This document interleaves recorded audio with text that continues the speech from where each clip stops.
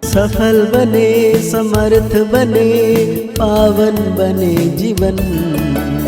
मीठी मुरली सुन के पाए सुख सघन। आज का चिंतन, आज का चिंतन। ओम शांति। Good morning. प्यार का सागर मीठे बाबा, आज हम बच्चों को कह रहे हैं, अंतर्मुखी बन, विचार सागर मंथन करो तो खुशी और नशा रहेगा। तुम बाप समान टीचर बन जाएंगे। साथ में बाबा पूछ रहे हैं, किस आधार पर अंदर की खुशी स्थायी रह सकती है। बाबा कहते हैं, स्थायी खुशी तब रहेगी जब औरों का भी कल्याण कर सबको खुश करेंगे। रहम दिल बनो तो खुशी रहे।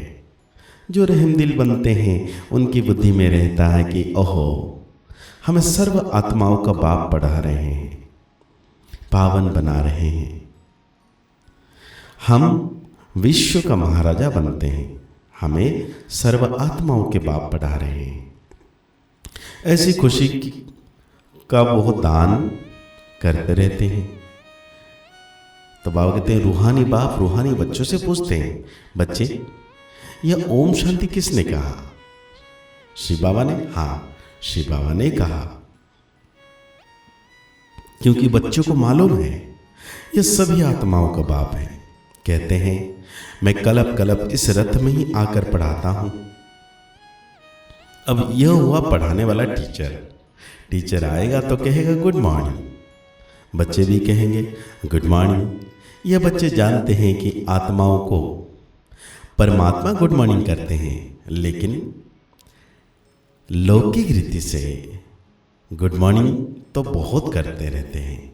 यह तो बेहद का बाप है जो आकर पढ़ाते हैं। बच्चों को सारे झाड़ अथवा ड्रामा का राज समझाते हैं। बाबा कहते हैं, यह बेहद का बाप खुद ही आकर परिचय देते हैं और सृष्टि के आदि मध्य अंत की नॉलेज भी देते हैं। यह भी समझते हैं कि उनके आने से ही पीस स्थापना होती है। वहां है ही पीस। यह भी कोई नहीं जानते कि शांति धाम में सब शांति में थे। वो कहते रहते हैं, यहां पीस कैसे हो? यहां थी जरूर, पीस चाहिए राम राज्य वाली। राम राज्य कब था यह किसी को मालूम नहीं है। बाप जानते हैं कितनी ढेर आत्माएं हैं, मैं इन सब का बाप हूं, ऐसे और कोई कह नहीं सकते। जो भी सब आत्माएं हैं सब इस समय यहां है।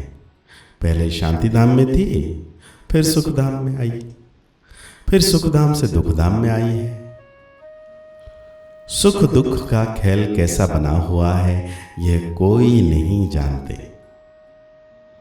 बाप कहते हैं, मैं हर 5000 वर्ष बाद तुमको यह नॉलेज सुनाता हूं। यह चक्र भी तुम्हारी बुद्धि में है। तुम एक एक अक्षर नया सुनते हो। ज्ञान सागर बाप की है रूहानी नॉलेज। रूह बाप ही ज्ञान का सागर है। आत्मा कहती है, बाबा बच्चे भी सब बातें अच्छी रीति बुद्धि में धारण करते हैं। अंतर्मुख हो। ऐसे ऐसे जब विचार सागर मंथन करेंगे तो वो खुशी और नशा रहेगा। बड़ा टीचर तो है शिव बाबा, वो फिर तुमको भी टीचर बनाते हैं। उनमें भी नंबरवार है। बाबा जानते हैं ये बच्चा बहुत अच्छा पढ़ाते हैं। सब खुश होते हैं, कहते हैं ऐसे बाबा के पास हमको भी जल्दी ले चलो, जिसने तुमको ऐसा बनाया है। बाबा बतलाते हैं, मैं इनके बहुत जन्मों के भी अंत के जन्म के भी अंत में इनमें प्रवेश कर तुमको पढ़ाता हूं। कलब कलब हम कितनी बारी इसी भारत में आए होंगे। तुम यह नई बातें सुनकर वंडर खाते हो। बेहद का बाप हमको पढ़ाते हैं। उनके ही भक्ति मार्ग में कितने नाम हैं। कोई परमात्मा, राम, प्रभु, अल्लाह कहते हैं। एक ही टीचर के देखो कितने नाम रख दिए हैं। टीचर का तो एक ही नाम होता है, अनेक होते हैं क्या? कितनी ढेर भाषाएं हैं। तो कोई खुदा, कोई गॉड क्या क्या कह देते हैं। खुद समझते हैं मैं आया हूं बच्चों को पढ़ाने। जब पढ़कर देवता बनेंगे तो विनाश हो जाएगा। अब तो पुरानी दुनिया है, उनको नया कौन बनाएगा? बाप कहते हैं मेरा ही पार्ट है, मैं ड्रामा के वश हूं। यह भी बच्चे जानते हैं भक्ति का कितना विस्तार है। यह भी खेल है, आधा कल्प भक्ति को लगता है। अब फिर बाप आए हैं, हमको पढ़ाने वाला भी वही है, वही शांति स्थापना करने वाला भी है। जब इन्हीं लक्ष्मी नारायण का राज्य था तो शांति थी, यहां है अशांति। बाप है एक, आत्माएं कितने ढेर हैं। कितना वंडरफुल खेल है। बाबा सब आत्माओं को बाप वही हमको पढ़ा रहे हैं। भक्ति ये बात सोच के कितनी खुशी होनी चाहिए। तुम समझते हो गोप गोपियां तो हम ही हैं और गोपी वल्लभ बाप हैं। सिर्फ आत्माओं को गोपी गोपियां, हाँ गोप गोपियां नहीं कहेंगे। शरीर है तब ही गोप गोपियां अथवा भाई बहन कहा जाता है। गोपी वल्लभ शिव बाबा के बच्चे हैं। गोप गोपियां अक्षर ही मीठा है। गायन भी है अच्युतम केशवम गोपी वल्लभम जानकी नाथम। यह महिमा भी इस समय की है, परंतु ना जानने के कारण सब बातें गुड़धानी बना दी है।